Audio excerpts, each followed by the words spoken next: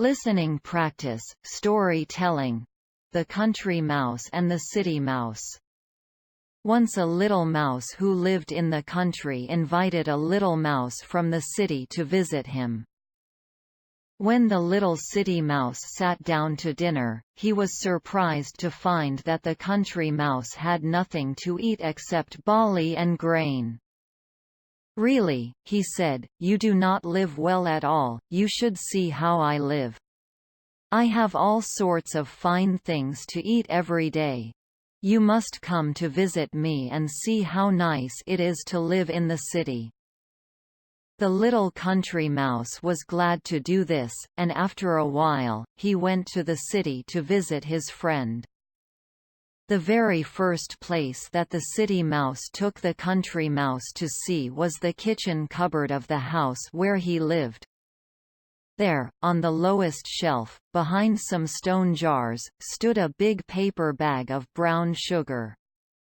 The little city mouse gnawed a hole in the bag and invited his friend to nibble for himself.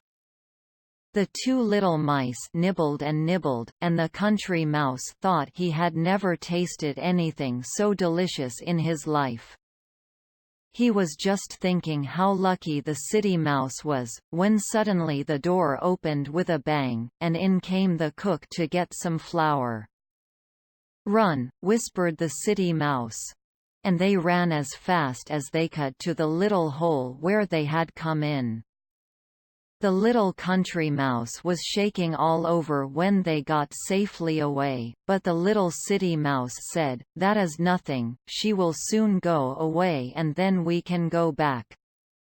After the cook had gone away and shut the door, they stole softly back, and this time the city mouse had something new to show. He took the little country mouse into a corner on the top shelf, where a big jar of dried prunes stood open.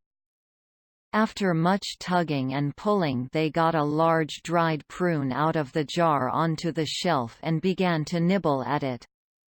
This was even better than the brown sugar. The little country mouse liked the taste so much that he could hardly nibble fast enough. But all at once, in the midst of their eating, there came a scratching at the door and a sharp, loud meow. "What is that?" said the country mouse. The city mouse just whispered, "Shh," and ran as fast as he could to the hole. The country mouse ran after, you may be sure, as fast as he could. As soon as they were out of danger, the city mouse said, "That was the old cat.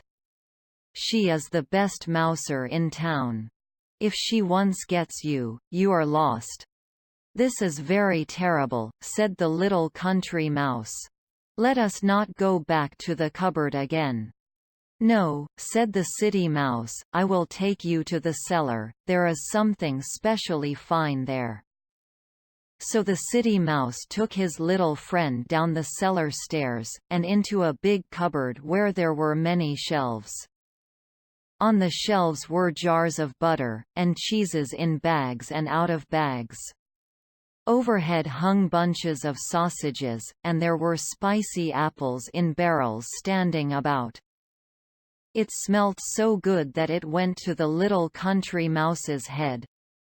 He ran along the shelf and nibbled at a cheese here, and a bit of butter there, until he saw an especially rich, very delicious-smelling piece of cheese on a queer little stand in a corner. He was just on the point of putting his teeth into the cheese when the city mouse saw him. "Stop, stop," cried the city mouse. "That is a trap." The little country mouse stopped and said, "What is a trap?" "That thing is a trap," said the little city mouse.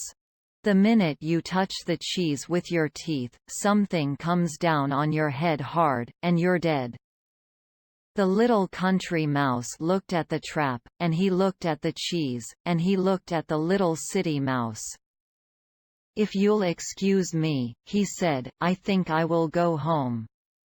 I'd rather have barley and grain, to eat and eat it in peace and comfort, than have brown sugar and dried prunes and cheese, and be frightened to death all the time."